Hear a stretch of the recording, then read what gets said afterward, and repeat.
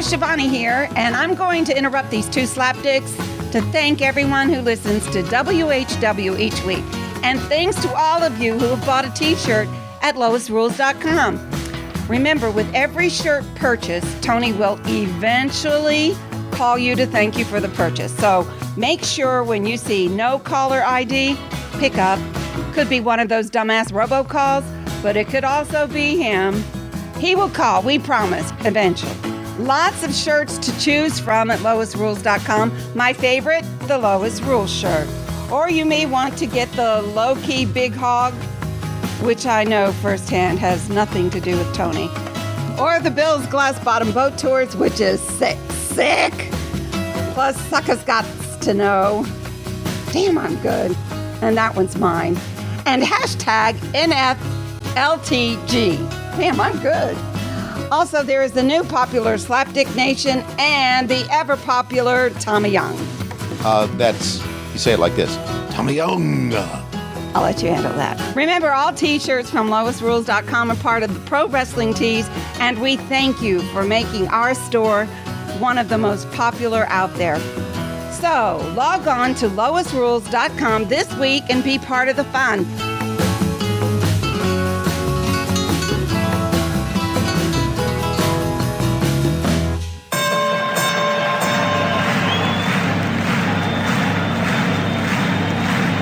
Ladies and gentlemen, welcome to the main event. Welcome to WHW Monday. Tony Schiavone and Conrad Thompson. Jim Crockett for Starrcade, 605 NWA. TV title, Cajun Omni, the Bunkhouse Stampede. Flair and Horseman, Garvin, Bogey, Magnum, Dusty, Express Tag Team. Turner, Bodden, Mid-South Georgia World Championship Wrestling. Talking about the great years of World Championship Wrestling, the NWA, and Jim Crockett Promotions. Tony and friends North they win. Look, Schiavone's back again. World title split off, center stage, Bischoff. Disney, Hogan, and Nitro. New World Order and the Crow. Thunder, Russo, Arquette Champ, Vinnie Mac, simulcast. Tony's back with Conrad, not your classy podcast. Watch along, try not to laugh. Lowest Rules cat back. This wasn't the initial plan. Tom Zigg's a good-looking man. Klondike Bill, make a chant. Tommy, you come over here. What happened when? WHW Monday. And now, let's go to the ring. And here's your co-host. Hey, it's Conrad Thompson. Hey, it's Conrad Thompson, and you're listening to What Happened When? With Tony Schiavone. Tony, what's going on, man? How are you? Hey, man, how fired up do you think I am after this weekend at C2E2 in Chicago and the great show that we had? And I'm just pumped up to be a part of Conrad Thompson's empire. I'm pumped up to be a part of What Happened When for all of our great patrons out there on Patreon, wherever you are. Damn it, we love your ass, don't we? Well, I don't know about your ass, but we do love you, and I'm sure Efren is pretty fired up about your ass. But we had a great time at C2E2, and you sent me a text message over the weekend that said, "Dear God, please book us in every Comic-Con in America. I'm in heaven. This is effing awesome." Yeah, it was great to walk around the floor and see all the characters, and I got one of the great Superman cartoonists to sign some prints for me, and I was living the life, and we were right there next to Pro Wrestling Tees, our good friends there, and got to see them. Got to see CM Punk. Got to see our buddies, the Young Bucks, as well, and we just and Eric and I had a great time signing autographs and meeting fans, and damn, we had a great time with the show. Had a lot of fun with that. So it was just a wonderful weekend. I'm going to be honest with you. I didn't know what to expect. I'd never been the one. I didn't know what to expect, but I'm in it full force now, big guy. Well, I'm glad you liked it, because there for a little while I thought you were going to go drive truck for Atlas Van Lines. I mean, I know they've been hiring nationwide, both OTR, and they have some regional positions available. And I know they were looking for team drivers, solo drivers. And even if you own multiple trucks, it's like come one, come all there at Atlas. And they're talking like 2,200 to 4,000 miles a week, which I know is perfect for you. And their motto is, if you're willing to keep moving, they've got the work to keep you moving. They even start folks at $143,000 to $197,000 on average per year. That's your income potential, your very first year. But depending on which of the 3 divisions you drive for. That's pretty straight up, dude. I mean, that's a lot of money, especially for your first year. And your home time can be 7 to 10 days, depending on your routes. All your tolls are paid. They even have the optional maintenance program to boot. And not just stick haulers, but they do that too. And I was talking to Brett the Hitman Hartman, and he is ready to hook you up if you're listening right now. If you're an owner-operator, give him a call today. Whether you're new to the industry or ready to ride off into the sunset, go new places with Atlas. Speak to a recruiter right now at 877-778-6959. That's 877-778-6959. Or Conrad, you can check them out at facebook.com/driveatlas. That's facebook.com/driveatlas, or visit www.driveforatlas.com/wrestle. Again, www.drive4atlas.com/wrestle. But the best way to get a hold of Brett the Hitman Hartman is 877-778-6959. You decided against driving for Atlas for now. You're going to stick with this whole podcast gimmick a little longer? Podcast gimmick I'm loving, especially if I get to go to Comic Cons like we did. And I know there are Comic Cons all across the country. I know there's a big one in San Diego and in New York City, here in Atlanta area, Dragon Con. I'm on the train, man. But more than that, we want to let the fans know that we're going to be around New York City and Brooklyn at WrestleMania time, aren't we? Man, I'm fired up about that. It's going to be another super show with you and Eric Bischoff. Tickets are on sale right now at WHW83.com. It's just steps from Barclays Center right before the biggest Monday Night Raw of the year. What are you waiting for? If you haven't already, go to WHW83.com. That's WHW, the number 8 and the number 3.com. Tickets are just $39 and you're just a handful of steps away from Barclays Center. So you'll be able to come see us and then just walk right over to Raw, man. It's going to be awesome. Don't leave New York area if you're going for WrestleMania without checking out what happened when in 83 weeks in a combo show, which I know you had a lot of fun with this past weekend. Yeah, I had a great time with Eric. He told some great stories. We had so much fun. The fans were so responsive, and he told some stories I never thought he would tell. I mean, it didn't some of those things he said shock you? I mean, it's like, yikes. I never thought those would get out in the open, but I look forward to that. Now, people were wondering, are you and Eric kind of going at a little bit, butting heads? There's a part of our past that probably needs to go unsaid.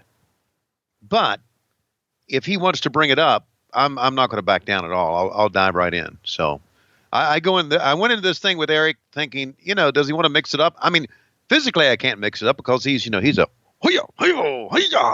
black belt guy.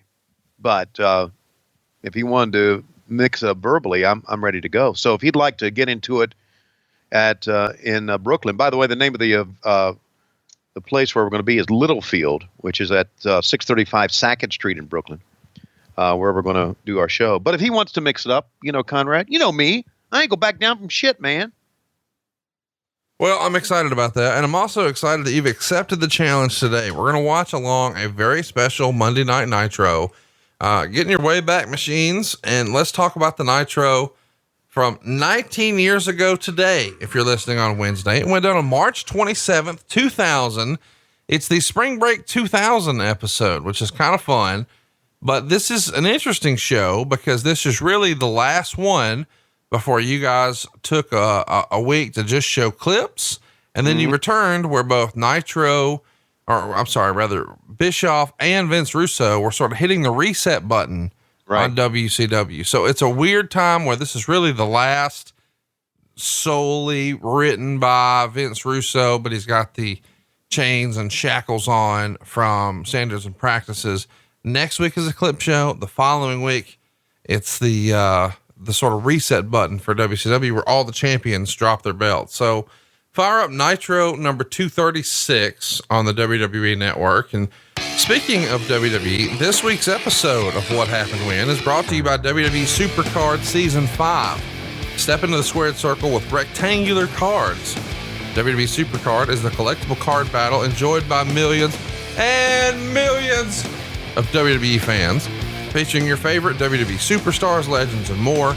like The Rock, Stone Cold Steve Austin, AJ Styles, Becky Lynch, Seth Rollins, and Ronda Rousey. Crush your opponents in real-time player versus player matches, earn exclusive rewards in Royal Rumble and Elimination Chamber matches, and participate in weekly rotating events, and even compete in the King of the Ring tournaments to earn the top cards. Season 5 of WWE Supercard is available now for free in the Apple App Store, Google Play, and Amazon App Store. And for all of our loyal listeners, we have a special gift for you. Visit www.2k.com/WHW. One more time, www.2k.com/WHW to get your free card pack to help you boost your card deck and get a leg up on the competition. One more time, that's www.2k.com/WHW, and you get a free card pack.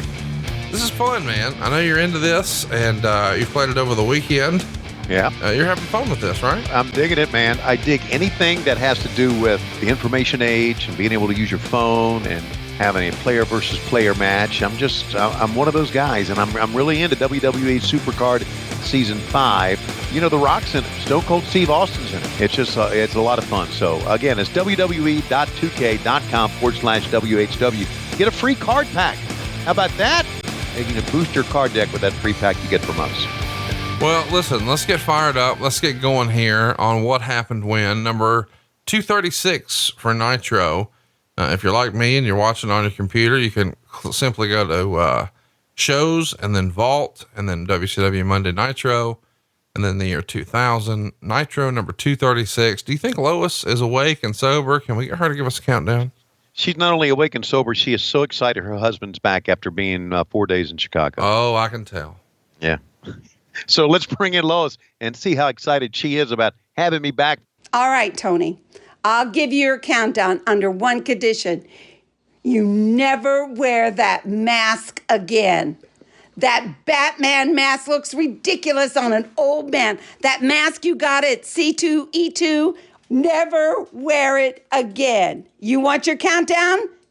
Take it off. Keep it off. 3, 2, 1, play. Well, we open up with the grand WCW World Championship Wrestling logo. You know, it's one thing I didn't bring up to Eric about that logo and why in the world we would come up with something like that. But, you know, after doing our spring breaks, Conrad, most of them in Panama City Beach, here we are in Dave Silva country, South Padre Island, Texas. And I got to tell you, the fans here were crazy, not only that night, but that day as well. We were, if I can use the term, red fucking hot in South Padre Island. You ever been there before? No, I have not. I didn't want to get pregnant, so I decided not to go there. Okay, gotcha. But as you can tell from the pyro going up in the sky and the fans that were packed along I think that was a Sheraton there that we were at, this was a grand day. And this was a grand day because you mentioned this leading into this about the great unknown here. And we had been without Vince Russo, who I guess had walked out of the booking committee because he didn't want to be part of the booking committee. We didn't know how to like Mean Gene Okerlund here, as you can tell. We'll brighten up on him here in just a second. A funny thing there, what he was doing, he pointed to a girl at the front row there and he said, "My dear, looks like you're very proud of those. My hat's off to you." There you go. We got a light on Gene now. But I mean, they were smoking pot at ringside. There were girls showing us some things we probably shouldn't have seen at ringside. It was crazy. It was a crazy, wild fucking atmosphere. Wait, what were they showing you? Boobs. Oh, well, what's wrong with that? You said they shouldn't have been showing you that. I mean, we should encourage that behavior. Don't give bad advice on this show. Listen, no, I encourage that behavior. I think it's nice, but not when the television cameras are rolling. We're doing live TV on a Turner broadcast. Oh my God. Now this is a perfect 10 here, I do believe. My goodness. Wow. Wow. Man, that DDP yoga shit is legit. Yeah. Can you believe he's a hell of a salesman. Let's just say that. A hell of a, and he must be well endowed too. Whoa, bro. Why are you talking about dudes' penises? Well, I'm just trying to make sense of why. Well, let's just say she felt the bang. My goodness. They knew exactly what they were doing when they brought her out first to South Padre Island, did they not? Oh my God. Did they ever? Man, I had given up on Nitro by 2000, but I'm going to have to revisit some of this. Look at Okerlund. Old man with a Woody. Woohoo. She's going to bring Diamond Dallas Page back here, who had been absent from WCW. And this would be a great time to shill some dick pills right now, which would probably annoy Jim Cornette, but we don't have to do that this week. So maybe old Jim will listen. Yeah. Is he still in his closet in Chicago? Oh my God. Why are you doing that? I just wondered. That Jim was at C2E2, sold out hanging from the rafters for his show as well. I know he had a good time, and we appreciate everybody who came out and supported our wrestling initiative amongst a crazy Comic-Con crowd. But yeah, he, like the baby face here. What the hell's going on? He came out pretty publicly last week and said that he would never shill dick pills. Yeah. Which you and I gladly do every week. Speaking of dick pills, here comes one. Diamond Dallas Page strutting ass to the ring. Yeah. Looking pretty cool, buddy. So, 2000, very, very, as you talked about, very, different time to be in WCW, but this will be our last full year. If you think about this, I'm starting our last full year. Yeah. 364 days later. Right. You guys were donezo. Exactly. That's weird to think about, isn't it? Oh, it is, because there was still very much a pulse in the company back then. And I had talked to Eric Bischoff. I had just come from earlier in the month. I had just come from, I was in Vancouver to do the voiceover for a WCW video game with EA Sports. And I had talked to Eric Bischoff on the phone, and he asked me, he said, "What do you think of me and Russo together?" I say, I think it's great. And it wasn't just being a kid's ass either. I thought it was great that Russo, who I thought was very organized about his thought process and about putting together a show, and Eric Bischoff, who I thought was a good leader, I thought they would work out very, very well. But as we have found out since then, they did not work out well. And as Eric said to us this weekend during C2E2, there is still a lot of bad blood there between those two. Yeah, those guys do not get along, but you spent some time since we've done a show here with Diamond Dallas Page himself. You and I cruised over to his DDPY Performance Center right there in Marietta, Georgia, or Smyrna rather. Yeah. Dude, quite the building he's built there, quite the facility, and what a heck of a staff too. Yeah, he's got quite the business. He's going to expand his business, I understand.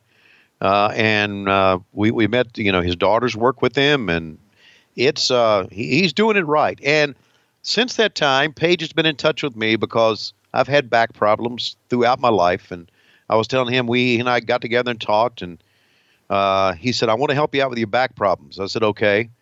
And by golly, Conrad, the very next day he called me and he set me up with this guy that he knows to do a deep muscle massage. Now, it's nothing like the massage that you get in Florida, in Orlando with Road Warrior Animal. It's a deep muscle massage. He set me up with this guy. He's a giving guy, man. He wants to help out. He's just a good man to be around. And not only that, man, he was living large at this point in his life, wasn't he? With Kimberly right behind him. I don't think he's ever been short in that regard. He's always been a salesman. He's still a salesman. And we appreciate the hospitality. Last week, he opened up his facility to us like we own the place, and what a place it was. I've never been there before. I know you have. Yeah. But the first time you see that, you're like, you have to be a little taken aback by, holy shit, this is bigger than I thought. Oh yeah. It's a place where you can run a television show from. Oh, without question, as we like to say here on the show. What do you think he's saying here back in 2000 though? Well, he's probably saying here, it doesn't matter if it's Bischoff or it's Russo. The fact is the girl over my shoulder to my right is all mine. Right. And I will get it 3 times tonight, maybe 4 times tonight before this. Oh, I'm going off. I can't pay attention to him. I'm watching her. Sorry. God, she was beautiful. Great shot of the ramp here. A different set, of course, because you guys are on the road. And as beautiful as Kimberly is and as over as the NWO is back in the day, boy, they really went off the rails here when they invited Jeff fucking Jarrett to be a part. And he's in his denim shorts like he likes it. And got a cut off, listen up, slap nuts shirt and a bootleg US title. Not really a bootleg, but not the original US design made by Reggie Parks. This one instead tried to be copied and changed from a 5-plater to a 3-plater from Joe Marshall. I like the original US title with that design better. The one that Sting and Lex Luger and Big Van Vader and Steve Austin and all those guys held. You know, not that I ever thought I was a booker, Conrad, and not that I ever wanted to be, but I could have booked a great match for WrestleMania coming up in a couple of weeks if they would have let me. I know what you're going to say. Yeah. You're going to say Jeff Jarrett and Kurt Angle. Yes, I am. Well, Kurt Angle is going to wrestle Baron Corbin in his retirement match. Hang on. Just because it was said on TV, that doesn't mean that's really what's going to happen. You know something that we don't know, maybe? No, I'm not saying that. I mean, come on, man. There's no fucking way that's what it's going to be. I think it would be great. It would be a great angle. But anyway, that's what I thought. So, anyway, old Slapnuts himself is backstage now. My God, Kimberly from every angle, roll tide. I know. So Jeff Jarrett is in phenomenal shape here. He always had go away heat with me in wrestling, and I don't know why, but like these fucking Bob Vila shades he's rocking, I want to punch him in the face. And if you wanted to punch you in the face, how many more wanted to punch you in the face? Well, you would say, well, that was the desired effect, but no, even when he was a baby face, I wanted to punch him in the face. My goodness. You know what we should have done? Whoa, yeah. We should have just said, yeah, let him talk, but let's keep the cameras on Kimberly. Did he just yank on his crank to him? He did, and he said, choke on that. Oh, good God. How about that? All right, so we're off. Why is Kimberly jumping, and can we get her to do it again? I know why she's jumping. Kimberly, hop up and down all you can. So the first segment's done. Take a look at your announced team here with the world's sexiest big man. Yeah. TV sexiest big man, Mr. Mark Madden, who will also be at Starrcast. Both of you fuckers will be there. Both of our fuckers will be here. You know what? It was amazing. We were at Ric Flair's birthday party, and Mark Madden was there. Yep. And had you ever met Mark before? I have. You had met him before. You were standing there talking to him, and I was watching you talk to him, and he was listening to you like, whatever you say, man. You're a genius. Whatever you had his undivided attention like no one's ever had it before. So, well, it's probably because he listens to our show and he's going to hear whatever you're going to say. Do you want to send a message to him right now? Oh, hey, Mark, always like working with you. You had plenty of heat from people I know, but I always enjoyed working with him. I thought no. Fuck that. Try it again. What do you want me to say? Well, just be yourself. Don't be that guy who just spoke. Okay. Hey, Mark, go fuck yourself, buddy. There you go. See, that's what people were waiting for. That's what people needed. Okay. Hey, so listen, let's peek behind the curtain. This is our first recording since we have had our low-key Big Hog 2019 get together here in Huntsville. Right. Give your feedback very briefly about the weekend and the interaction and the time we got to spend with some of our patrons on Patreon. I thought we had a very well thought out, exciting weekend. We had great surprises. Tommy Rich, Ernest Miller, Tracy Smothers were all a part of it. They made run-ins, so to speak. We got to go to a comedy show. We got to go bowling, and we got to go, which I think in many ways was the highlight of the whole night, an independent wrestling show, Rocket City Wrestling, as a group. And we had breakfast, lunch, and dinner, and it was, for the first one ever, I think it's really something great to build on. And I was very excited about that. Got to meet Efren in person for the first time. Got to see some of our friends who I've never met before, like Bo Giddens. JD was there. Joe Santiago was there as well. And I know I'm going to miss some more. Jeff Jewett was there. Is this a man cow thing going on here? I believe it is. Jimmy Hart is choking out man cow. What the fuck? What's fun too is just this past week, Eric Bischoff co-hosted Mancow right there in Chicago. Yeah. And how ironic that 19 years after the fact, he's in studio and here we're watching it from 2000. That's pretty crazy. Yeah. Did you get the feeling that, By the way, is that young Kevin Sullivan in the middle or what? it sure does look like young Kevin Sullivan. Oh my God. The artist formerly known as Prince Iakea and Paisley. Oh God. I wish he was just formally known, period. Hey, can I tell you something right now? See these three guys on the right? Yep. I have no fucking idea who any of these guys are. None. Why are you being like that? I don't know who these guys are. Who are these guys? I'm sorry. They all may be big stars right now. Or have been big stars at their career, but I have no idea who they are. Oh. So the deal is, this is directly from the Observer. Artist did a skit with three unknowns where Paisley picked his opponent, picking Mike Modest, which is going to be the guy in the middle. Right. By the way, I also want to mention about that Mancow segment. They showed the angle to set up Mancow versus Jimmy Hart at Spring Stampede, where Hart attacked Mancow seemingly for no reason. As the angle was explained to me ahead of time, Mancow was going to bury WCW for being so bad, but they didn't make it clear what it was. And people in the company were very disappointed with the lack of publicity in Chicago doing the angle got. So Mancow didn't hit a home run for you guys here. No, and we had Mancow do a lot of things for us. When we were in Chicago, we had him do interviews. We did interviews for his show. So I don't know what the problem was there, but I was watching that go down. I thought about, with Eric this weekend, apparently, and this kind of surprised me. There's just a little bit of heat with Eric Bischoff as far as Jimmy Hart's concerned, and I don't understand it. Sucker. Well, I think, if you're Brutus the fucking Barber Beefcake or Jimmy Hart, you're Eric Bischoff, everybody's vying for that best friend spot for Hulk Hogan. Oh. And he probably feels like he's already knocked off Brutus. He's already knocked off Brian Knobbs. He probably feels like if he can get rid of Jimmy Hart, then he's finally got Terry Bollea all to himself. We heard that, one thing I remember about this show, I remember a number of things about it, but I remember about this opening match was that Mike Modest was somewhat of a independent star out in California.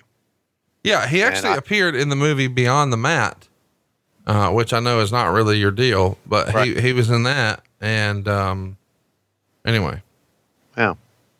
Hey, I want to mention too that, well, go ahead. I didn't mean to cut you off there. I was getting ready to say, and I of all the Prince Iake incarnations in whatever, I like this one. I like this look. I like this entrance. Well, it's something, I mean, it's something. You're right. It's purple and, let me say this, and I want to state clearly for the record, out of all the Prince Iakea incarnations, this right here is one of them. Thank you. What is your problem with Prince Iakea? Fuck him. That's my problem. If you're allowed to hate Evan Courageous, I'm allowed to hate Prince Iakea. Okay. And it's not the fact that, he was mean to me personally, or he was rude or disrespected me or my family or took food off the table. Clearly that's not the case. Yeah. No, it's just, fuck him. That's all. He'd go like right now. I'd be changing the station if I could. Him and his stupid fucking pineapple Willie haircut, dressed like a fucking prince jack off. Fuck him. Whoa. Took a hell of a bump from Modest that time, didn't he? Well, I'm glad he's good for something. Okay. Hey, wouldn't you look at Benjamin Button over there being our referee? Looks the same. No, let's stop that lie too. What? Charles Robinson looks great there. Charles Robinson today looks like the old man version of this guy here. He's elderly and he's been in my cocoon, but if I'm honest with you, I've been troubleshooting the cocoon because I want to get it right for you and Eric and Bruce. Thank you. So I've just let him, have a couple shots at it. Yeah. Oh man, T-Bone Tazplex. Drop him on his fucking head, Mike. Come on. Help us out here. After this weekend, I think Eric probably needs more time in the cocoon than I do. Allegedly, he was in the cocoon 44 minutes longer than he should have been on Friday night. That's what we understand. Yes, we do. I thought this was just a great atmosphere.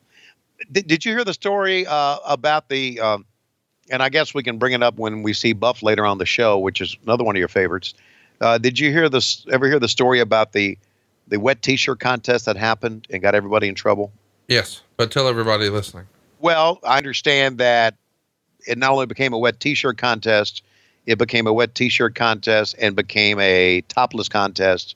And then we found out that, if I'm right, and you may have known something that I don't, that some of the girls shouldn't have been doing it because of their age. Oh, I don't know about that. I thought one girl showed her, her no-no. Oh, okay. It became a bottomless contest too. I was told that the idea was it would be a wet T-shirt contest, and one girl, in an effort to win, decided to take the shirt off completely. Yeah. Right. And then another girl decided, oh, I ain't going out like that. Yeah. And took her bottoms off and shook her no-no. And when she shook her no-no, she won. Yeah. I would think she did. Apparently no-no shaking is pretty popular there. In Right. South Padre Island. But you know, I know Dave Silva, and that doesn't really surprise me because Dave Silva's like a baby face to all of our listeners, but behind the scenes, he's a sick freak. He does all kinds of weird stuff. And he could have been there. I mean, he could have been like little 10-year-old Dave Silva there that night. 10. Dave Silva's present day is 54 years old. Okay. So you just take 20 years off. He was 33 here. Okay. Whoa. Hey, boy, Modest making a hell of a showing here. And of course, we were probably too busy talking about something else. Whoa, got a 2 count. Chavitos, come down. What great shape Chavo's in here. Yes, he Might is. be the best he ever looked right there. Absolutely. 1, 2. Oh, and a kick out again. Having a very competitive match to start things out. And who we got here? Oh, Chris Candido. Oh man, this is gonna make me sad. I love Chris Candido. I know we haven't talked about him a bunch here on the show, but yeah, low key, one of my favorite wrestlers, one of the more underrated performers in the history of the business. And he's clearly slipping there. There's been some sort of spill. Yeah. And he's sliding all over the place. Oh, so's Chavo. Yeah. Well, someone threw their beer. What a moon. What is happening? I sort of said what a maneuver, but he got it. Wow. He should have won it with that. He did. And he did. That's the move that they showed as a finish on that Monday Night Raw tryout that he had way back in the day on Beyond the Mat.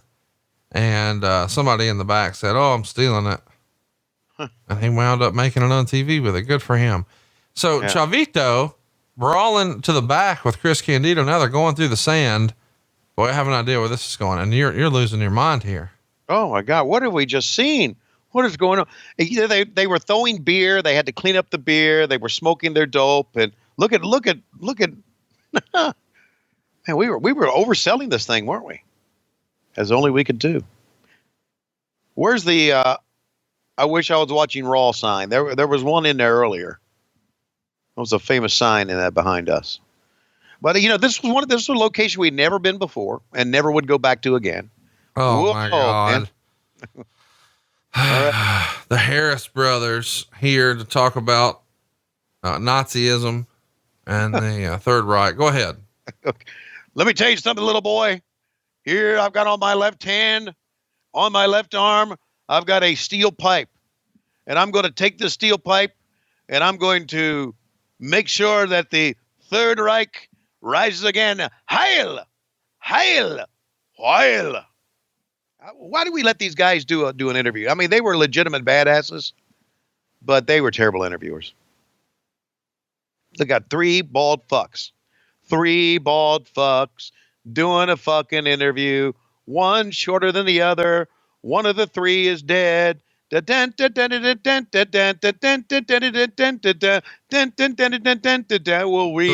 right back. 3 bald fucks. That's pretty good. Hey, since we're talking about music, do you want to tell everybody who your new favorite rapper is? My new favorite rapper is 2 Chainz. And you've decided you loved him so much that you adopted a new nickname for yourself. Do you want to tell everybody what that is? My name is 3 Chainz. 3 Chainz Schiavone. I can't believe that's real, but yeah, I introduced you during Low-Key Big Hog weekend to some 2 Chainz. Mm-hmm. And played some of his videos, and you decided that he was pretty cool. Yeah, he is pretty cool. Look at Shane Helms. He is cool. Love his stuff. But there's a couple of them out there I couldn't give you a flip for, but he's not one of them. I really like him a lot. Who's your least favorite rapper of all time? It's Kodak Black. Yeah. I might have to say that you're wrong on that one. Yeah, no, he's fuck. Please. Try, fuck. And he's making millions, isn't he? Yeah. Doing real well. You see my girl there? Spice. My favorite Nitro girl. I'm going to go to tnt.turner.com. See what's there. Okay. You want to guess? No. What is it? Not shit. Nothing? Nope. They Schiavone'd. Yeah, well, they're getting ready to, oh, there was Stacy Keebler. Getting ready to do away with Turner Broadcasting. Yeah. How weird is that going to be? It's going to be weird. I don't give a fuck about them. Man, that's a pretty good little video. Watch out, brother. Oh my God. How tan is Hulk Hogan? Yeah. No wonder was the world heavyweight champion. Look, speaking of not being tan. Vampiro, who's going to be at Starrcast. Yeah. Pucks his head out. Jimmy Hart, who's also going to be at Starrcast, follows. Hadn't been announced yet. A little spoiler action for everybody here on WHW. Hey, if you're walking down a hallway and Vampiro steps out and says, "Come on in here," wouldn't you stop and say, "What the fuck do you want?" No, I'd shoot that motherfucker. I mean, oh Lord. I'd shoot him on sight.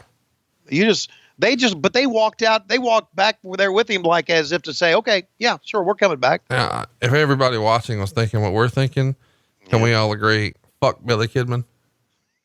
You damn right. Fuck Billy Kidman. Fuck him. Hey, congratulations. That Booker T is going to be a 2-time Hall of Famer coming up. 2-time? He and Stevie Ray. Lots been made. 2-time? On social media about 2-time? About Stevie Ray not deserving 2-time? be in the Hall of Fame. But I say Stevie Ray deserves to be in the Hall of Fame, man. Sure you do. Yeah, absolutely. Because suckers got to know. That's right. Absolutely. I ain't even mad at it, bro. Here they come, Harris boys. The suckers got to know. Yep. Big Ron with Heavy D. You don't like them? You didn't give a shit about them? Nope. What was it about the Harris twins you didn't like? The fact that they were like maybe Nazis. Nazis? Okay. Just because they had skinheads, you think they're Nazis? No, they have SS tattoos on their bodies. Are you serious? Yeah. You guys put them on TV and didn't care that they were skinhead Nazis. I'm just learning this. Yeah. Are you? No, it's real. Why would I make that up? That's a pretty serious accusation to just freestyle yeah, it is here on because the you show. make up a lot of shit. But Whoa. Pump the brakes.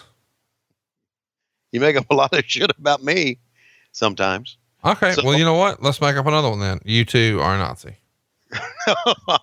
See, do you see how that's different? Yeah, it is. Okay. Yeah, but anyway, these guys are, they're racist. They hate Nazis. I mean, they hate black people. They hate people of color. They hate Dave Silva personally. They just hate. They're haters. They're haters, right? In the most sincere way. No, seriously, I think you could even Google that. Yeah. Harris Brothers Nazi WCW. Okay. What does it give you? Oh, okay. The Aero Lucha CEO says Ron and Don Harris are not Nazi sympathizers. Okay. So. All right. Well, good. So the Aero Lucha says they are not. Okay. But to me, when you get like a Nazi tattoo. Yeah. I mean. Well, yeah. I'm not an expert. But. I mean, if that would be the last, I would think that would be the last that a tattoo anybody should get. I mean, I don't know why anybody. Yeah. Yeah. I mean, you would think, I don't know. But you and I mean, we're haters, but of a different kind. Yeah. We hate idiots. Well, and each other. Well, I hate it when you act like an idiot. I've never acted like an idiot to you. No, sometimes it's not an act for some. Well, Chad, what do we got here? Wait, why are you being mean? Okay. I was looking, was that Craig Pittman running down as well? I saw Stevie Ray come down or Stevie Ray. And that's not Craig Pittman. That's Ahmed Johnson. That's Ahmed Johnson. Ahmed Johnson. He ate himself, but that's him. Holy shit. Stevie Ray and Ahmed. Do you want to know Jim Cornette's favorite Ahmed Johnson promo? Yes, I do. Great googly moogly. Wow, we got. I'm very sorry, everyone. I cannot recognize half these people who are in this show today. I didn't even remember Ahmed. Who's the other guy? Who's this big dude? I got to play this for you. What the hell? There was a video game that the WWF put out. Get ready for what that stupid. I'm gonna start it over, but there's this great video game the WWF put out called Warzone. Okay, it's a shitty video game, but whatever. Those are details. Okay. Part of it is after you select a player, or when you're thinking about selecting a player, they would have the actual wrestler like cut a promo. Right. You can't make out anything this motherfucker says. Here you go. This is Ahmed Johnson. I want you to recap when we're done. Okay. Get ready for what that stupid little grin off the face, cause it's time to meet the real superstar of WWF. And I'm gonna beat you, and no one gonna come save your sorry carcass. Just make sure you got plenty of insurance, punk. All right. So there's one. Okay. I got most of that one. I understood. You need insurance, punk. There you go. Let's continue. Okay. Listen up, punk. That little ass body of yours can't possibly deal with the ass whipping I'm going to give you in the ring. If you want to step up to play team, bring it on. Because I forgot to take my medication in the morning, and I'm in a real bad mood. All right. There was two. Did he say something about body manure in there? Yep. Okay. Body manure. Hey, if you want to play like that, there ain't nothing between us but an air opportunity, boy. So go ahead, bring your toys and get a ring. Because there ain't nothing on this earth that's going to save you from this ass whipping. That was number 3. Here we go. Something chewy in the establishment. Those are the stars. They're a pushover. But now, you're fucking ready to get your big dog. Because if you're dumb enough to believe you got what it takes to take on Ahmed Johnson and a verbal powerhouse, then come on. You step right up, baby. And I guarantee you won't be going home. Oh, he was pissed off that his OnStar was broken, and he was really motherfucking the GMC people. Speaking of motherfucking, here comes Hulk motherfucking Hogan. And man, how weird does it look when he's coming out with no wrist tape? That's a little thing, but he looks like way out of place to me for some reason. Yeah. You know what? You're right. You're absolutely right. You know, Bubba the Love Sponge was here that day. Really? Did he bring his wife? What? Did he bring his wife? I don't know. I sat and talked to Bubba and Hogan in a hotel room for about 30 minutes or so. Was his wife there? I don't know if she was or not. Whose wife? Bubba's? Yeah. I don't know. I wouldn't know. I wouldn't have known her to see her. Why did you ask me that twice? Well, you said you were in a hotel room with him. I just wondered if she was there. No, by the way, what's up with his chest right there? He's got looks like he had a little surgery on his chest or something. That's weird. Hogan did or Gene? What, can you see Gene's chest? No. Okay, then maybe that's not it. Okay. I was looking to look at this time. Please retire. Well, you know something, brother. I'm not going to retire. I'm never going to retire. As a matter of fact, Eazy-E, Eric Bischoff's got me another big deal coming up. And pretty soon there's going to be a movie about me. And you know who's going to play me in the movie? Thor. That's right. Thor is going to play me in the movie. And he's going to have a hammer. And I'm not talking about just another Thor hammer. I'm talking about the thermos, man. I'm talking about my thermos. He's going to have it. Is it true that let me interrupt you here, brother, to say that we also now have Bryan Cranston in the movie about me is going to play the role of Tony Schiavone because he's the greatest actor out there today. And we thought, what great actor could play a guy who acted like he was a good wrestling announcer like Schiavone did? So we say it's going to be Bryan Cranston, brother, who's going to play Tony Schiavone in my movie. And Thor is going to be also playing me. Now we ask, who is going to play Conrad Thompson in the movie? And I said, Conrad Thompson has nothing to do with my past brother. Well, since Schiavone's in it, we ought to book him. Well, then I need to ask you, who is going to play Conrad Thompson in your movie that's going to be obligated. We thought Dom DeLuise should play Conrad Thompson in our movie, brother. But Dom DeLuise, as you probably know, is dead.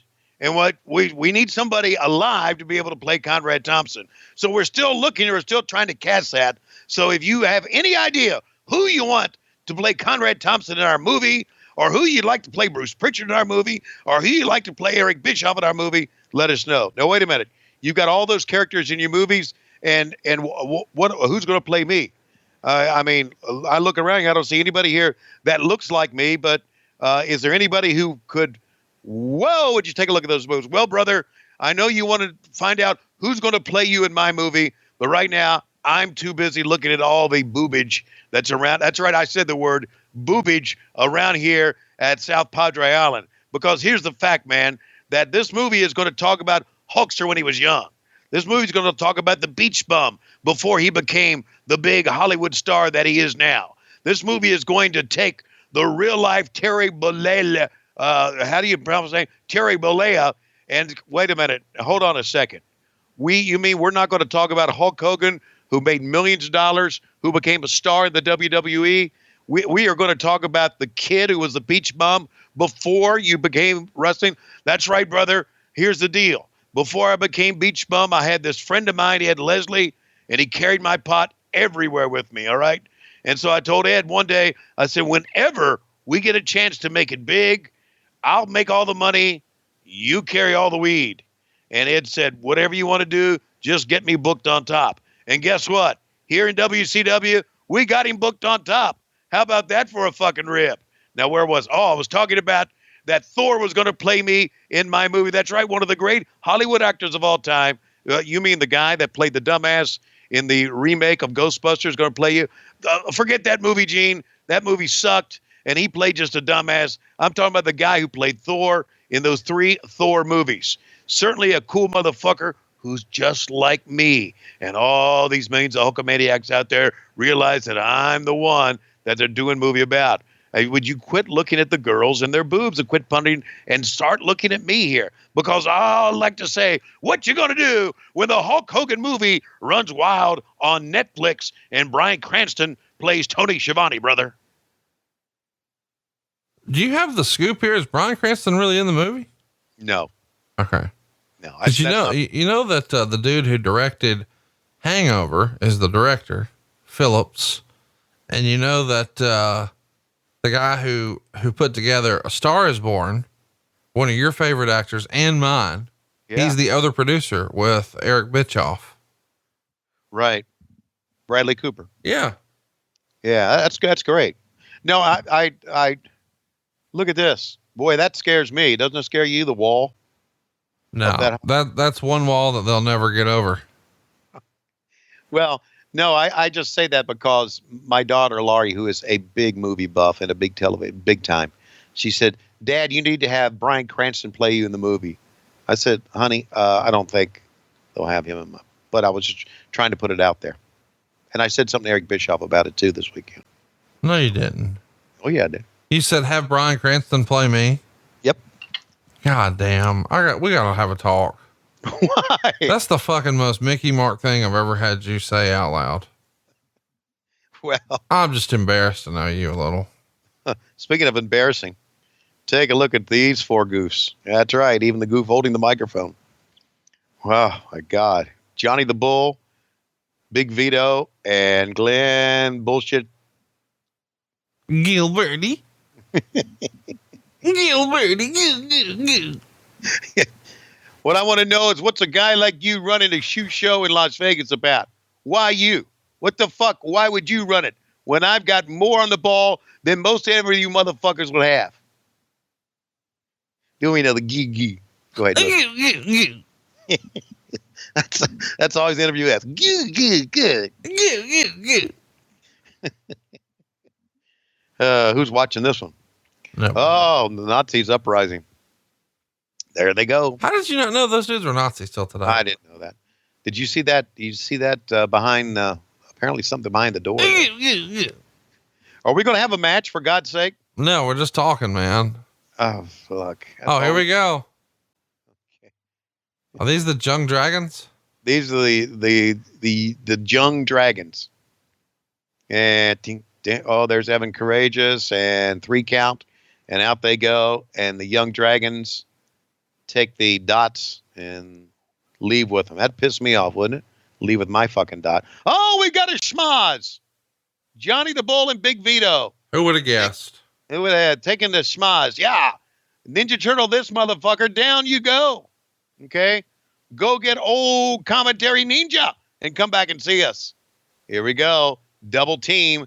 Sending one in. Oh, fuck. I don't know if you can work that or not. That was pretty hard. That's what she said. Thank you. So it's like Jesus. Hey, speaking of hard. Yeah. Why haven't we talked about Tylene Buck in a little while? I don't know. I mean, you brought her pocket. You brought her replica thing to Huntsville. And then you wouldn't show everybody.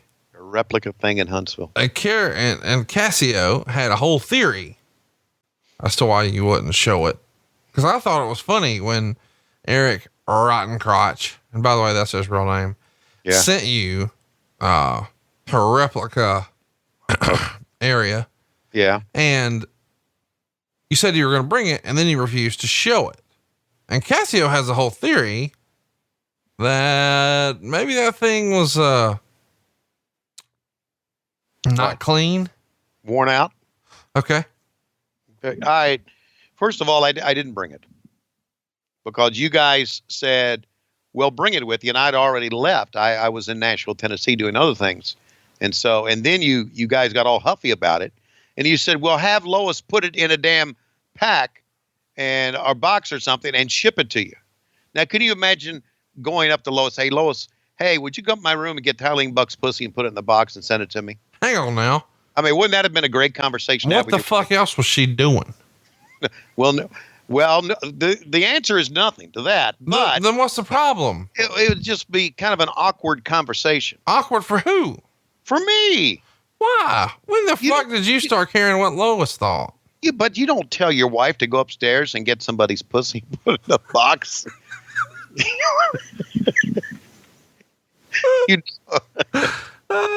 Why not? You just don't. I would think. But why not? I just didn't. I just stayed away from that because I'd had to, after Huntsville, I would have to turn around. And in fairness, I told you to go get John Michael to send it as one of the jobber Schiavones. He's used to putting guys over. Oh, he could have put you over. So hey, speaking of putting over, that was one of your favorite lines of the entire weekend. You happened to cross, a channel that you didn't intend on landing on. Yeah. And there was, a little adult action happening on said channel. Yes. And I made the comment when he was, doing something special for her. Cunnilingus. Okay. All right. We're going to get technical here. Yeah. That, he was putting her over. Yeah. Yeah. And that's one of those where the Coke Zero went up my nose when you said that. So, you just casually said, oh, he's putting her over.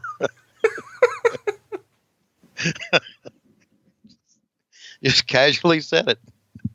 I have to say that at your house, some interesting TV watching going on there. What does that mean?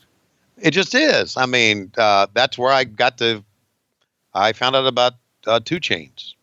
That's true. I did introduce you to 2 Chainz. I'm not ashamed of that fact, by the way.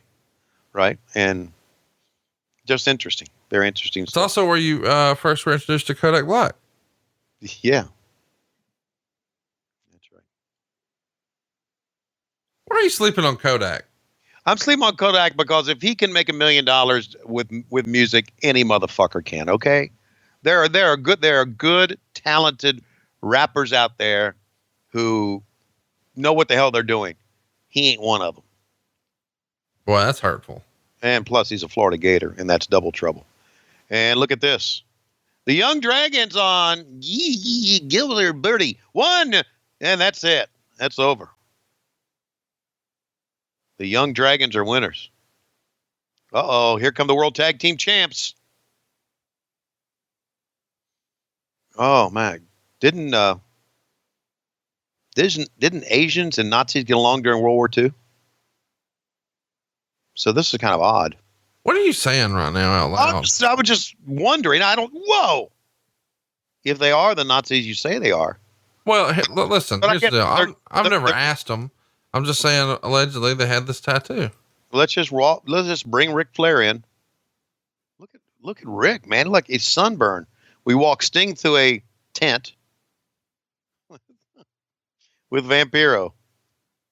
That's a pretty cool look, don't you think? Yeah. No, really, Vampiro and Sting walking together? Yikes. Girl in front.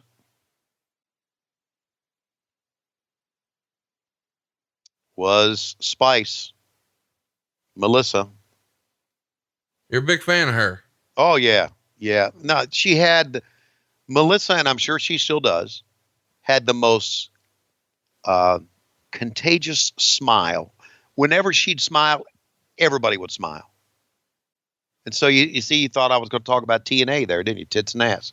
Whoa. I thought you were talking about Impact when you said TNA. No. Okay. Tits. You thought I was talking about something sexual. I was talking about her smile. I didn't think you were talking about something sexual. TNA is like, TNA. It's like, it's like, no, Samoa Joe, Kurt Angle, AJ Styles. Oh, wait. All those guys are WWE. You know what I mean? Right. Rick looked a little sunburnt there. We take you back last Monday to WCW Monday Nitro when Liz said, "Get out of the ring! My God, here comes Sting." And Sting came to the aid of Vampiro. So apparently, Vampiro and Sting are going to wrestle Ric Flair and Lex Luger here. By the way, that robe he just wore to the ring, I used to own. And you no longer do? Nope. Sold it at auction. It's gone. Your life is rather interesting. How so? Well, with belts and robes and all the stuff that you're into in wrestling. But when it comes to comic books and sci-fi and fantasy, you don't give a flip about that stuff. Nothing. No, I don't care about it at all. But wrestling fans, as we have found out, and comic book fans and sci-fi fans, a lot of times, most of the time, are the same type people. But you're not one of those. It's either one. I would think that, because Dave Silva is like me. Dave Silva is a big comic book sci-fi guy. And the fact that you're not is kind of head scratching. I don't know. That's kind of weird. Nah. I think you're weird. No, because it was Eric and I were down on the floor at C2E2, and you were not. You were there just for the show, and I get that. Well, Luger still looked pretty damn good here, didn't he? He was sucking it all in there, you could tell, but he still looked good. But you all right? Yeah, man. How much liposuction and here we go, jump start. Somebody's got a JR sign in the back. I didn't notice that. There you go. Some JR fans. Oh, by the way, JR and Bruce will be in New York as well, won't they? They will. Right after you and I finish with Eric Bischoff, people can go to Raw. And then as soon as Raw is over, a couple more steps and boom, you're sawed off right there at the last Bruce Pritchard, Jim Ross live show ever. Wow. Hey, so also, I think we should mention, I don't know if we should, and if we shouldn't, I'll go ahead and edit it out, but we should mention that Eric and I are going to be at WrestleCon. Yeah, why not? Yeah. I mean, you're going to be there, right? I'm going to be there on Saturday. Eric will be there Friday and Saturday for WrestleCon. And we'll be saying hello, signing autographs, snapping pictures, and getting to meet everybody. So it'll be the first WrestleCon I've been to in a couple of years. I'll look forward to that. That's so great. What? What's so great? Oh, that you're going. Well, thank you, Conrad. Anybody asks me, they said, "Hey, what you doing this weekend?" I said, "I don't know. Ask Conrad, because he's my man." What is going on here? Oh, okay, it's Sting and Luger. That's a very, very that's a very difficult shot to follow there. I think this is where they do like a pile driver in the ocean, right? Yes, they do. I think they go out amongst the surf and do it. Huh. Get out of the way, Liz. Ooh, back body drop. You ever done a back body drop into the pool? No, I've never done a back body drop anywhere. This year at the Conradison, I'm getting you to do a back body drop in the pool. Who, you going to back body drop me? Yeah. Okay. That sounds good. Why don't we do this? Why don't we invite Tylene Buck to come back body drop me? Look at the guy just trying to deliver drinks. And he's laughing. That was awful. Yeah, it was terrible.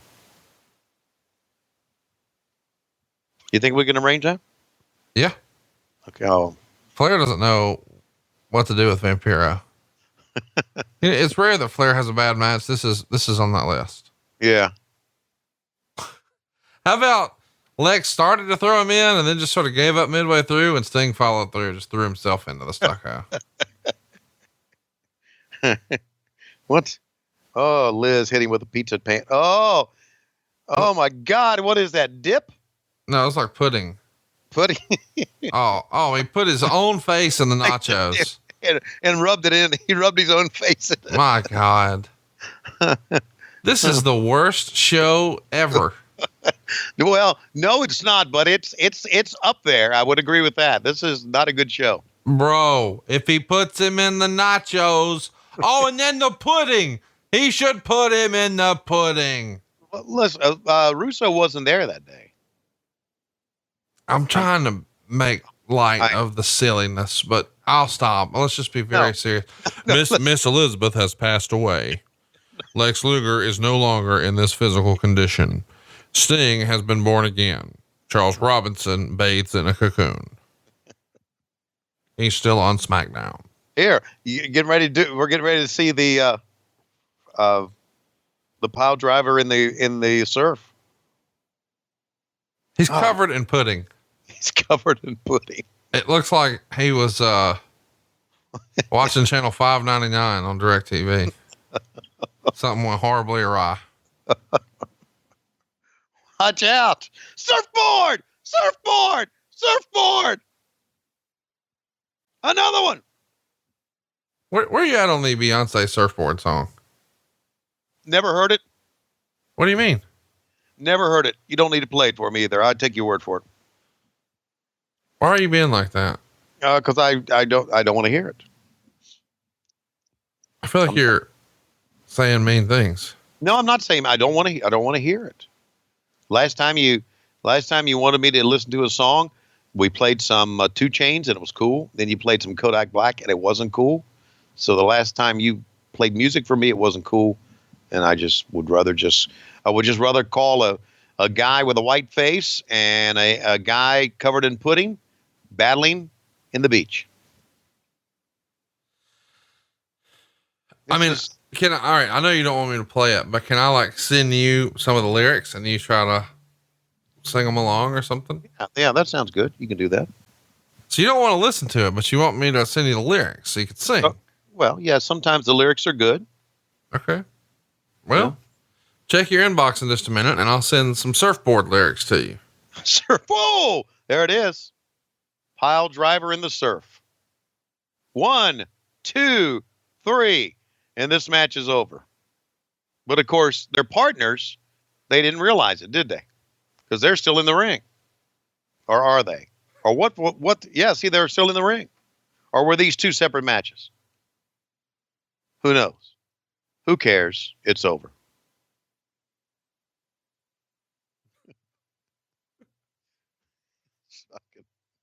Oh my God. Whew. What's happening to you right now? I don't know what's happening to me. This is fucking nuts. So one of the favorite things that I'm not going to have you say, okay, is Beyonce's talking about surfboard as if it were a sexual position. Okay. And she says graining on that wood. Okay. but you won't get the reference now. But I sent you some lyrics. Okay. And if you can just have a little fun with that. I didn't start with the beginning. I just let it sort of linger a little bit. Okay. See what you think. All right. So the surfboard being a sexual position, would that be for the male or the female? Well, I mean, you won't let me play it for you, so just use your imagination. Okay. I haven't gotten it yet, but that's okay. We are having fun at South Padre Island. It's a cool place, man. I think this will be a good weekend getaway for us and the wives. And Yeah, and then we can go visit Dave Silva. yeah, I know. You know that somebody got their kidneys cut out down there in South Padre Island? At this show? I don't think it was at this show. I think everybody wanted to do some different physical violence here. But yeah, there was a moment where I think somebody had their kidneys cut out while they were still awake and alive. And they didn't give them to Gene. What the fuck? What's wrong with people? Yeah, Tough Actin' Tenactin presenting the tug of war contest. We had the sponsor, didn't we? GTX. We're going to show you once again the part that we could show you that was actually half-ass lit, because once they got out to the beach, they were completely unlit. Watch that. They're going to show this again? Please do. No, they didn't show Luger's face down in it. Is Vampiro going to pin Flair here? Oh, my God. Here it is. Wow. Right into the surf. Pile driver in the surf. And the 1, 2, 3. Oh my gosh, it's Terry Funk. What's he saying here? He said, well, that Deucey is the shit. If I do say so myself. If I do say so myself. If I do say so myself. Hold up. Stumble in the house. Tuna. Back all that mouth that you had in the car talking about you. Baddest bitch thus far, talking about you be repping that verb. Want to see all that shit I heard. Knowing I sling clean in Clint Eastwood. Hope you can handle this curve. Foreplay in the foyer. Fucked up my Warhol. Slid the panties. What the hell? Keep going. Keep going. Slid the panties right to the side. Ain't got no time to take drawers off on site. Catch a charge, I might beat the box up like Mike. This is really a song.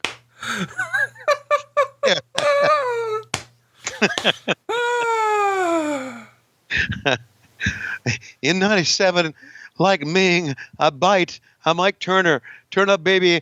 I know, don't play. Now eat the cake, and it may. I peed a little. Oh. Say, eat the cake, and it may. I'm nice. For y'all to reach these heights, we're going to need G3, 4, 5, 6 flights. Sleep tight. We sex again in the morning. Your breakfast is my breakfast. We're going in. We be all right. Oh my God. Love. Oh, they finally talk about love. About 3 stanzas, 10 stanzas. We'll be all night. Love. Never tired. Just like the Double Cross Ranch. I've been sipping. That's the only thing keeping me on fire. To me, it's feeling like all my entire life I've been drinking watermelon. Fuck. Did you slip the word in? That word's actually in the song. Yes. Oh my God. I want your body right here, Daddy. I want you right now. Can't keep your eyes off my fatty. Fatty.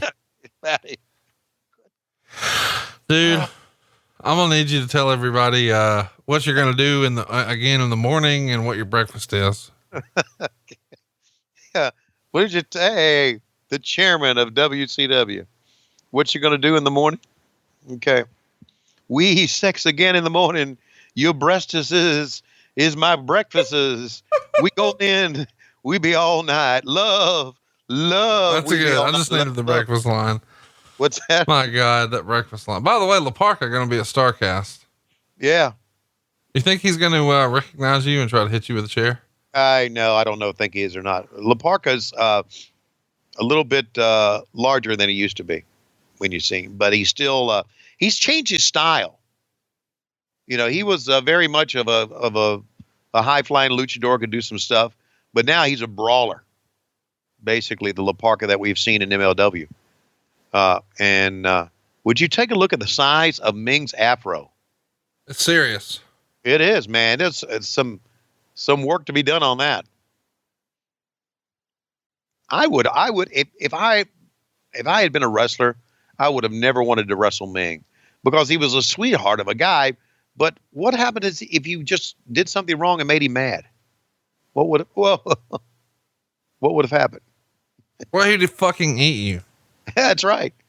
Hit him again. Go ahead. Oh, he's got him in the goozle. Oh, that's it. Goozle him down. 1, 2, 3. That's there, buddy. Ming and all 14 inches of afro. By the way, both of my dogs are here in the studio with me. Are they? Yeah. Hey, baby. Baby is your favorite non-Schiavone dog, right? Oh, yeah. She's a sweetheart. She's a sweetheart. Look at this out of control guy. Tank fucking Abbott, man. Oof. Was Tank, was he a Ultimate Fighting or MMA champion or something like that? He was never a champion, but he was definitely in the UFC. He was in the UFC? Yeah. Yeah. He was a very odd guy. Yeah. David Flair told me that he was weary of riding with him when he first came in the WCW because he knew that, I guess he's got a little Schiavone in him because he said, hey, if that guy wanted to do something to me, there's nothing I can do to stop it. Yeah. Right. Yeah. Right.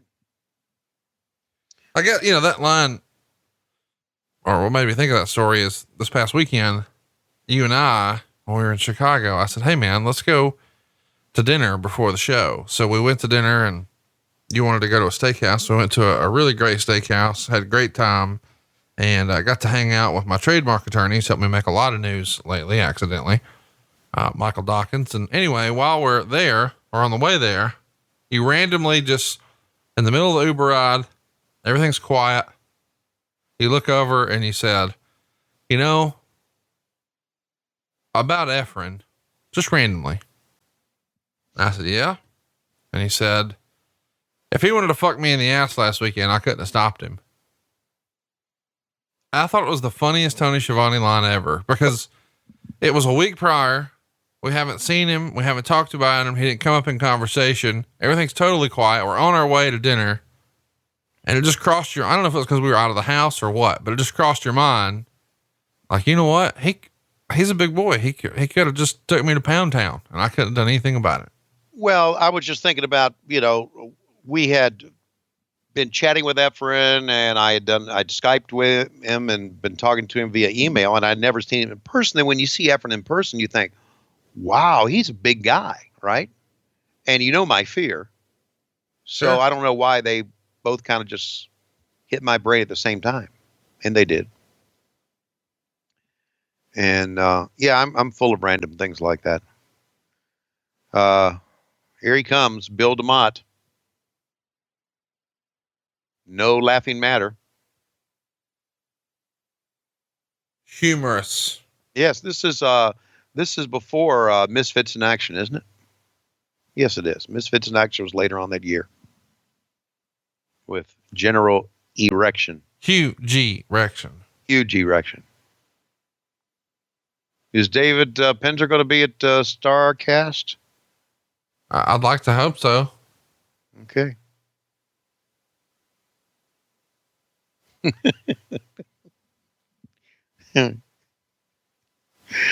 I think here that David Penzer didn't know this was happening.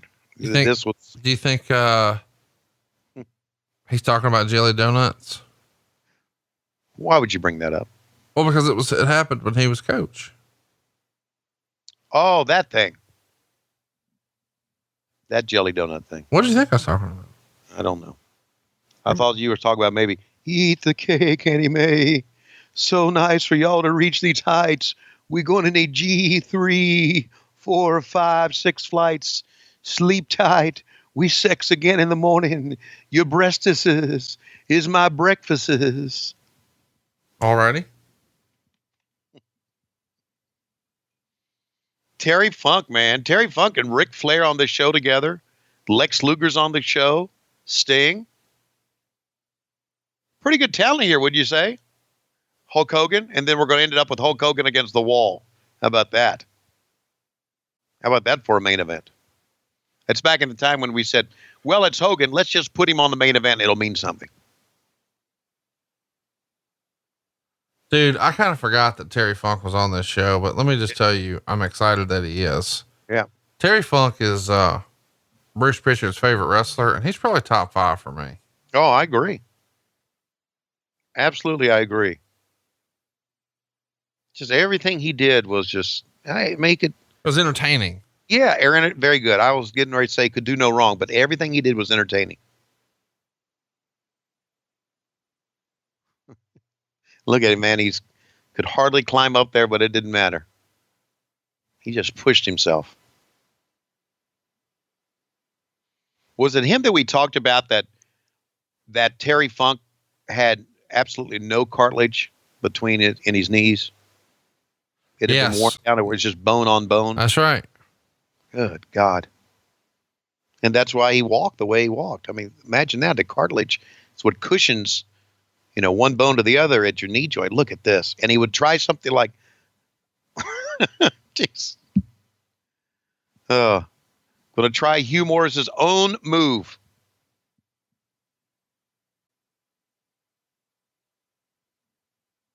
Yeah, one of the greats. How's he doing health-wise? Have you heard? I hope he's doing okay. He's agreed to come to Starrcast. He wasn't able to make it last year. Had a little bit of a health scare, but I hope he's doing okay. Oh, great. That is great. That is great news to have him come to Starrcast. Hugh really teasing. The thing I learned about recently, I don't even know that me and you've talked about this. I'll wait till it happens again. Okay. But there's a moment in a match that has a name. And in all my years of wrestling fandom, I only learned this last weekend. Is it a move from Hugh Morris or is it from Terry Funk? Hugh Morris was on the top, was teasing and getting on the top rope. Right. And he looked left and he looked right. Uh-huh. Like to the crowd. Good God. Oh, on the floor, dude. Are they on sand? Yeah, they're in sand. Do you know how hard that is? Oh, yeah. People, not only is the sand hard, the people have been standing on it, packing it in.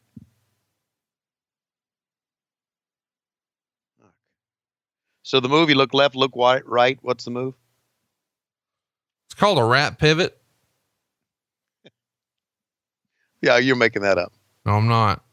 A rat pivot. So whenever a baby face or any wrestler, look at that sign on the shirt and the crowd says, "Fuck you, I'm from Texas." And they had to shoot around it. It was awesome. Anyway, yeah. So the deal is when a wrestler looks to the crowd and then looks to the other side, it's called a rat pivot because you're trying to see who all's out there. And is there anybody prime for the taking or somebody And when I called bullshit on this and said, no, the rat pivot's not really a thing. Like you just made that up.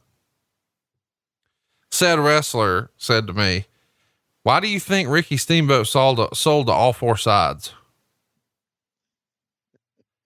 And it was like a light bulb moment, like, holy shit.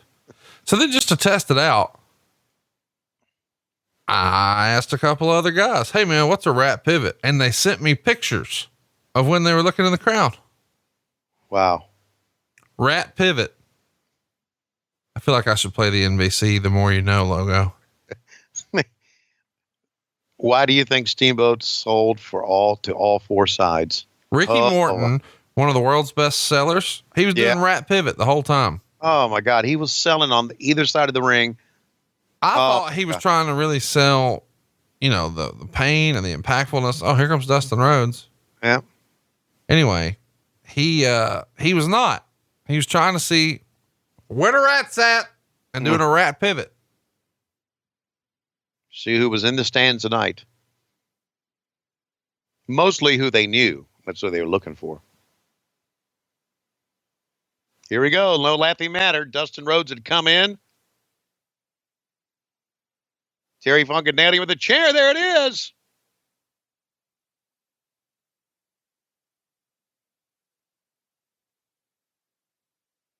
And there's the disqualification. Come on, Dustin. Oh, there you go. That's pretty cool. Something out of the ordinary. The Rhodes family, the Funk family. Long time bad blood. Holy shit. This is pretty good. It's not bad at all. And of course, why? Terry Funk's a part of it. And how about this? A Funk and a Rhodes. It just goes together like peanut butter and jelly. It does. Gonna fight all the way out here. You know, when he was feuding with Dusty, he had a shirt that said Dusty sucks eggs. Right. If he was feuding with Goldust, what do you think the shirt would have said? Goldust sucks. Eggs. Oh, yeah. Probably. Yeah. Okay. There he goes to the top rope. Oh. Referee. What the fuck? Looks like Vito from The Sopranos' son right there. Look at what the fuck, dude. Holy shit. I think, I don't know that Steiner can take any more steroids. He looked full right there. Boy, man, he looked, some people may say he looked chiseled, but I'd say he looked like he was ready to pop right there. And I would think it may have pissed Hulk Hogan off a little bit that you would go from that shot of Steiner looking that way. And it even made Hulk look small. Now, Hulk is gigantic, but after that, anybody looks small. Am I right?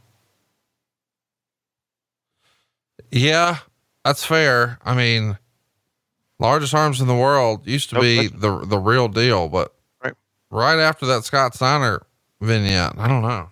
Yeah, I know. And of course, there's a commercial break between them too. I know, but I don't think in Vince's world there would ever been, if Hogan's the big star or superstar, it would have ever been positioned like that. So now he's cutting a promo here on the wall, which will be his opponent coming up later on in this show. With the exception of the Sting and that stupid fight in the pudding and the fight on the outside, this hasn't been bad. Right? No, this is fun. It's a fun show. It's silly, crazy fun. All these spring break episodes were, and we're watching this during spring break this year, so it's fitting. Yeah, I enjoyed it. I enjoyed my time at South Padre Island as well. As a matter of fact, if I recall, and I know I recall correctly, Jimmy Hart and I left South Padre Island that night after the show and drove towards Houston and spent the night somewhere and kept driving towards. And I think we worked in Houston the next day for a Thunder taping, if I recall, somewhere up in Texas. Because we would do Thunder tapings and we would do tapings of WCW Saturday night. And here he comes. So now he's a producer or quote unquote an agent for Vince. Apparently he's maybe even going to have a role bigger than that. I don't think the official title's out yet. Oh, there's Tylene Buck. Hey, you've seen her. Yes, I have. I think we need to get in touch with Tylene. Don't you think? Now, yeah. Just to see how she's doing. I like to stay in touch with people I used to work with. Somebody else that used to work with, I don't know how I feel like we got to at least mention it. Jim Cornette. Uh-huh. And, he's at C2E2, and I don't know if you saw, but Sunday night, Eric Bischoff and Jim Cornette got into a Twitter spat. I did not. It was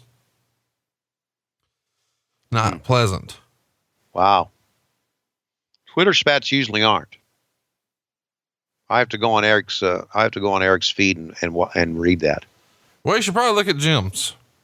Okay, look at Jim's. The deal is, and Roddy Piper said this on WWF TV a long time ago, and it really rang true on Sunday. Don't throw rocks at a man holding a machine gun. I think maybe Eric threw a rock. Okay. And rat-a-tat-tat. Yeah. Cornette got in that ass. It's best just leave it alone, right? I mean, to me, Jim Cornette, who is maybe one of the best promos, not just in the history of the business, but in the history of God's green earth. Yeah. No one. Yeah. Right. It's almost like that dog Snots on Christmas Vacation. Clark is better if you just let him finish. You know what I mean? Like, just let him go. Whatever he wants to do, just do that. Yeah. And that's probably what he should have done. It all started over dick pills, by the way, I think. Did it really? Yeah. Cornette took a hard line, pardon the pun, and said he didn't want to sell dick pills. And I just said, me and you and Bruce and Eric, we're Blue Chew for life. Sure we are. And, because I don't think Cornette took issue with that. We're shilling for the sponsor. I mean, that's what I do. I shill for sponsors and no big deal, but whatever. And, Eric decided to just start taking shots. Yeah. Not polite ones, not respectful ones. And I thought they got along, which was weird. Like, I didn't know they had any sort of issue. Like, I've never had a crossword with Jim Cornette. So, yeah. Well, Jim and I have gone back and forth, but it's all been in good fun. Yeah. Like, right. Really. I mean, I know that he has a reputation for being wild and over the top and all that, but when you meet him in real, he's a fucking great guy. Yes, he is. And it's just weird that Eric just got at him. I mean, I don't know if they're working some sort of angle. I don't know, but holy shit. I was not smartened up. And so when people started texting me like, what's going on? I was like, I don't know. I'm eating dinner with my family. What's going on? And they sent me a link and I was like, okay, that got real. Wow. Well, I don't know. Maybe it had something to do with the fact that we just all were very proud of what we were doing this weekend. And we were. I think we were proud of what we accomplished. And well, yeah, I mean, but here's the thing, like everybody did well. We sold a bunch of tickets and Cornette's sold his show out like weeks ago. So, I mean, everybody did well. I don't know. Well, see that smile from that they loved that butt wiggle shot for South Padre Island. Cause that's like the third time we've seen it today. Oh no. How much can we see of Evan Courageous on this? Do you think? One time is plenty. Is this where they decided to start showing no-nos? Yeah, it's about time they started showing no-nos. And I have a feeling that somewhere in the raw footage of the WWE Empire, unless they burned the tapes, is the footage of the girl showing her no. Well, I mean, but we have the internet. Why would anybody dig through all those videos to see a no? I could just Google no. Well, I know you could. Well, and I get that, but just an historic. I would like to see the reaction of everybody at that time. God, we got Kurt Hennig in this show too. Man, loaded with talent. This is not the main event, but it's the semi-main event, I guess, because we got Kurt coming to the ring and we're waiting on his tag team partner. And I'll let you describe who he is to everybody. Yeah. Well, it's certainly Scott Steiner. It's not him. Yeah, Scott Steiner is in the ring with Jeff Jarrett. But who is Kurt's partner?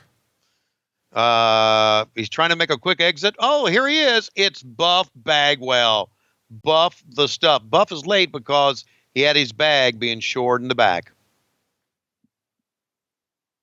And look at this. Coming in, giving everybody high fives, and now he's going at it.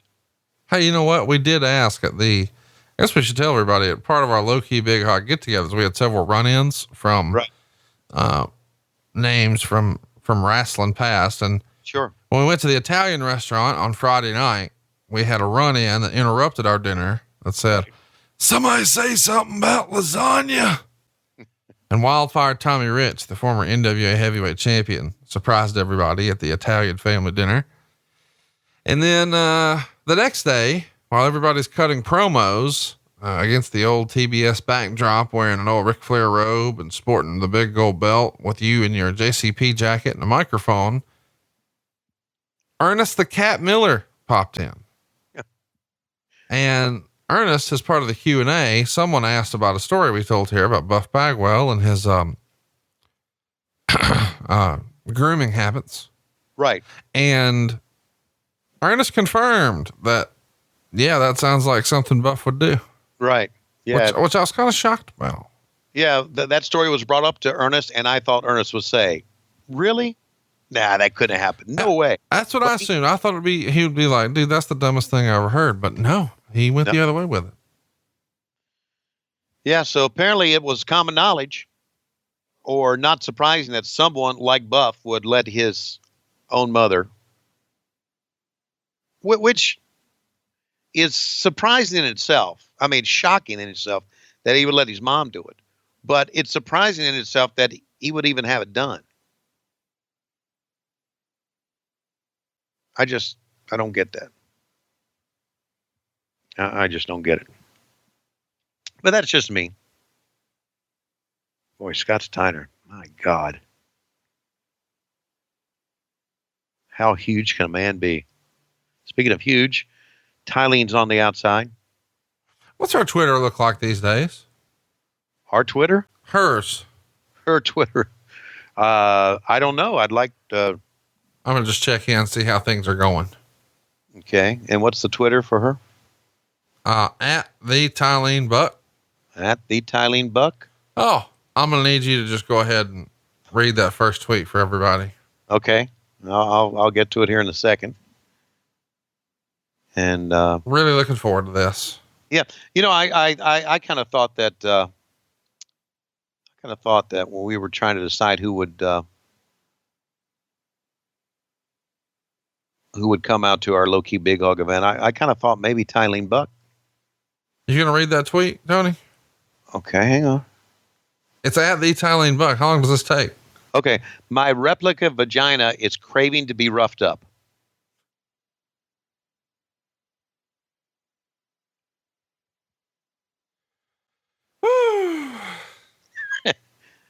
She got, yeah. Wow. You said that out loud. People heard you. Fitness, WCW Major Guns, Adult Entertainer, bookings, TyleneBuck@gmail.com. Lives out in California. Bless her heart. She's trying hard to make a buck, isn't she? Nothing wrong with that.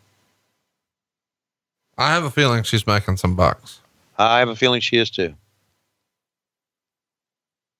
She had a sale the other day.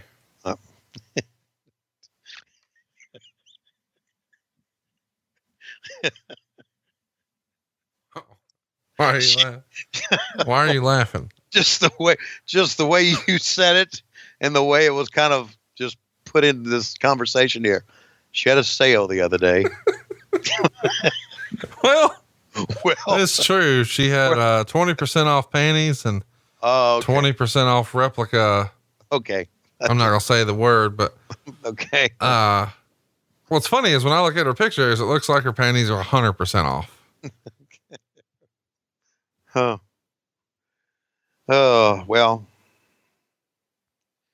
who knows? She had a sale the other day. They were lining up to get in.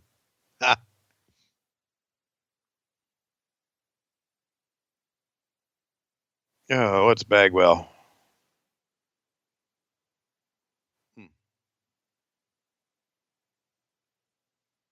You know you fucked up when you are banned from Starrcast. You have to really be a fuck up for that. Hey, Big Vito is not banned. He's a nice guy. No, I like Big Vito. And what's he doing here? Who's he talking to? Who the fuck you talking to, Big Vito? And why are you talking out the fuck WCW back on track to be number one in the ratings and in the people's hearts. He's going to get WCW back on track, number one in the ratings and in people's hearts. All right. Well, good for you, man. Good for you. Because, you know, all the things I think about that could have potentially turned WCW around, Big Vito's at the top of the list, really. Yeah, he sure is. He is one of them. Him and Van Hammer. And Evan Courageous. Absolutely. And the Young Dragons. Wait. You can't just say Evan Courageous. Say it. Say the full name. Evan Nothing Happening Courageous. Oh, see, you're switching up. You used to say Nothing Happening Evan Courageous. Okay. Nothing Happening Evan Courageous. There you go. Thank you.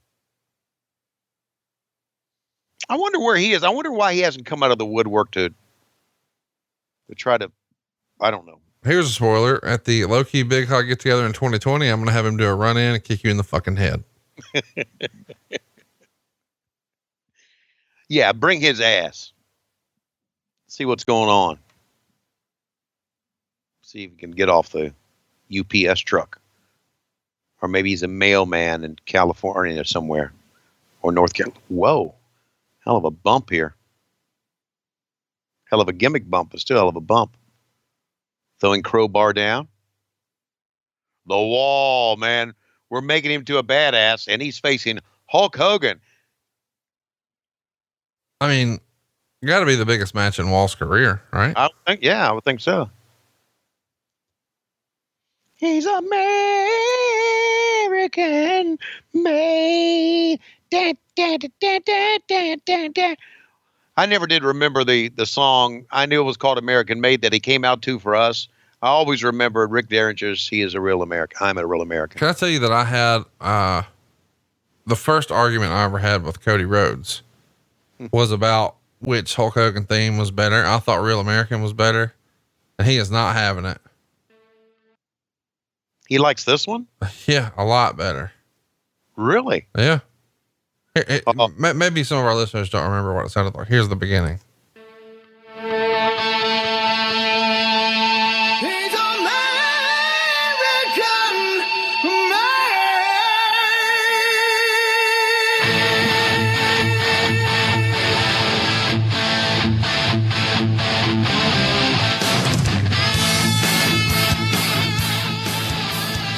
Wow. You know what? I agree with you. I think that it's all when you grew up and what you're watching when you're younger. And I get that. What was great is when Tommy Rich told you that he grew up, watching you on TV, and you were the voice of his childhood. Tommy Rich is a hilarious guy. I mean, he had us in stitches. And Cassio went and picked him up, and Cassio came to me. He said, I want to drive him around everywhere now. Just absolutely hilarious. The Sunday surprise was Tracy Smothers. And to me, Tracy was our funniest guest of all. Because everybody dies. You love the everybody dies bit. I do. And you love him dancing to the FBI stuff. I showed you old clips and yeah. Guys like Tracy and Tommy Rich, Ernest Miller, who was great with the stories that everybody captivated. But, Tommy Rich, you're talking about an old school guy who's seen a lot and gone through a lot. And his wife, Terry, was there with us, and they had been married 40 years. How about that? 40 years.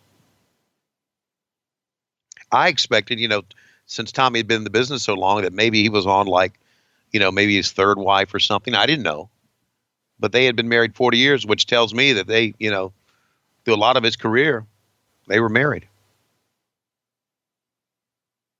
When he was a matinee idol in Georgia Championship, somebody say something about getting married. Dude, what if Tommy Rich became an ordained minister? How about that? How great would that be? That would be. Well, you're an ordained minister, right? Yeah. And Cassio is, right? Yeah. So is Bruce. So, which tells me that anybody can be an ordained minister. Whoa. Hey, no, it is. Oh, come on now. What do you got to do? Just go down and fill out a form and pay $30? Nope. And get some holy water sprinkled on you. And hey, you're a minister. Is that it? Why are you being like that? Well, I mean, come on. Come on. Cassio, Bruce Pritchard's an ordained minister. Bruce Pritchard's what's wrong with this picture? Jesus. I just don't get it. But I have to say, these two guys are really lighting it up, aren't they? In this match? Okay. The Wall. I'm not a fan of the Wall. No, I know you're not. But this is one of those things where you try to build up a guy, big, bad, strong, destructive. Let me tell you, Hulk Hogan still looks good here. Oh, of course he does.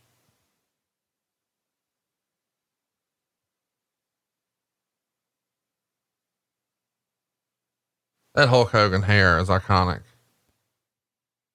The yellow mustache. With no wrist tape, dude. It looks weird. Didn't even think about that until you brought it up.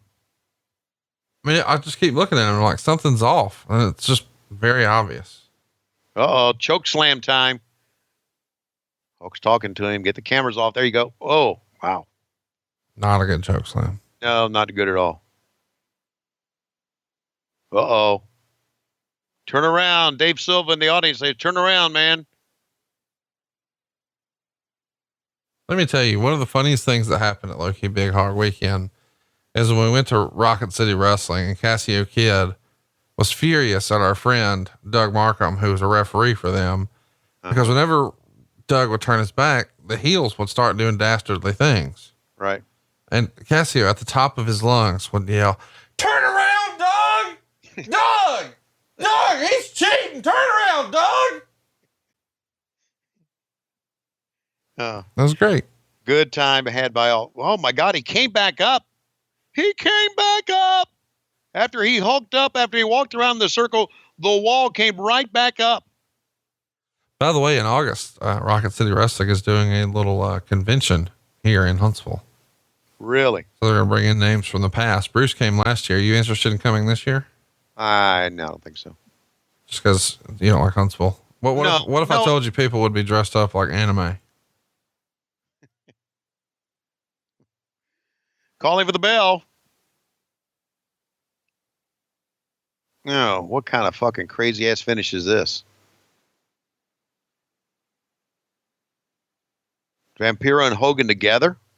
What's up with that? I guess this is the payoff from what we saw earlier when Vampiro went through a table and just jumped right up. Yeah. Didn't sell shit. You know why? Because he's the fucking Wall. Look at them eyes. Oh my.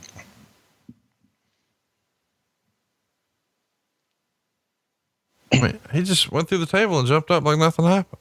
I know, because he's the fucking Wall, man. And this is how the show goes off the air, with Vampiro and Hulk Hogan cleaning house on the fucking Wall. Yep. And then you guys went dark for a week, clip show, and then we were back with a little reset button with Vince Russo and Eric Bischoff. And we're going to hit the reset button next week and bring you a brand new show here on What Happened When. Stay tuned to Twitter and look for a poll. We're going to have a poll up over at WHW Monday.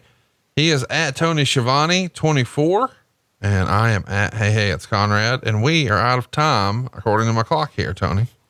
We're out of time because I know I sling Clint Eastwood. Hope you can handle this curve. Foreplay in the foyer. Fucked up by my Warhol, slid the panties right to the side, ain't got the time to take the drawers off on site. In 97, I bite, I'm Mike, I'm Turner, turn up, baby. No, I don't play. I said, eat the cake, Annie Mae.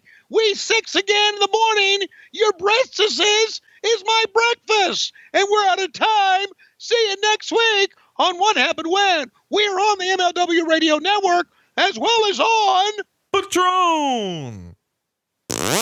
Promotional considerations paid for by the following. Hey there. You hear about boxinggimmicks.com? With new items each week, it's the official store of what happened when. Something to wrestle with in 83 weeks. Log on to get your gimmicks for the wrestling fan in your life. Or something for yourself. And by patreon.com/WHW Monday. Want to be a low-key Big Hog? Or a glass-bottom boat rider? How about a member of the Hot Tag Express? Shoot, or the Slap Dick Nation. You can join Conrad Thompson and Tony Schiavone with bonus podcasts, behind-the-scenes videos, live weekly chats, and new content each week. And by lowesrules.com. Get all your t-shirts from What Happened When right now. And by Starrcast 2, coming to Las Vegas May 23rd through the 26th as part of Double or Nothing weekend. Go to Starrcast.com for more information.